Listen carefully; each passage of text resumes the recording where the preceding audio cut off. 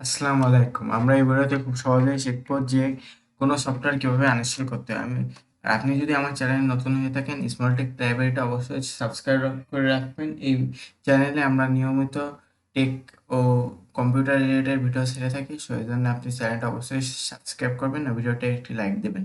তো এই shortcut recording সফটওয়্যারটা এটা কাজে লাগে না আমার এই এডিটিং করার জন্য ডাউনলোড করেছিলাম। সো এটা লাগবে।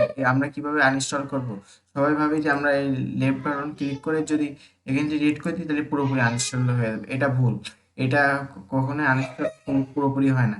আমি তারপরে যদি এখানে উইন্ডোজ বাটনে যাই, উইন্ডোজ বাটনে যদি যাই, তারপরে দেখবো যে শর্টকাট রেকর্ডিং সফটওয়্যারটা এখনো রয়ে গেছে।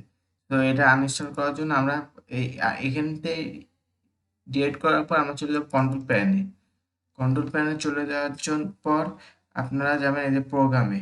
আপনাদের বিভিন্ন যদি অন্যরকমও থাকতে পারে, এরকমও থাকতে পারে, কারো ক্যাটাগরি ওয়াইজ থাকতে পারে। আপনার লার্জ আইকন করে দেবেন, এই category view by large icon করে দেবেন। দেন এখান থেকে প্রোগ্রামে চলে যাবেন। প্রোগ্রামে চলে যাওয়ার পর আপনারা এখানে যত ধরনের সফটওয়্যার আপনাদের ইনস্টল করা রয়েছে সেগুলো আপনারা পেয়ে যাবেন। সো আমার এই যে শর্টকাট এখানে রয়েছে, এখান থেকে লাইট লেফট বাটন ক্লিক করে আনইনস্টল করবো। এই যে আনইনস্টলে ক্লিক করব। সো আনইনস্টলের জন্য আসতেছে। এবার আমি এই যে রিমুভ, এই যে are you sure on to completely remove shortcut and all of components, yes. আমি এগুলো ফুল আনইনস্টল করে দিতে চাই। এটা আস্তে আস্তে ধীরে ধীরে আনইনস্টল হয়ে যাবে।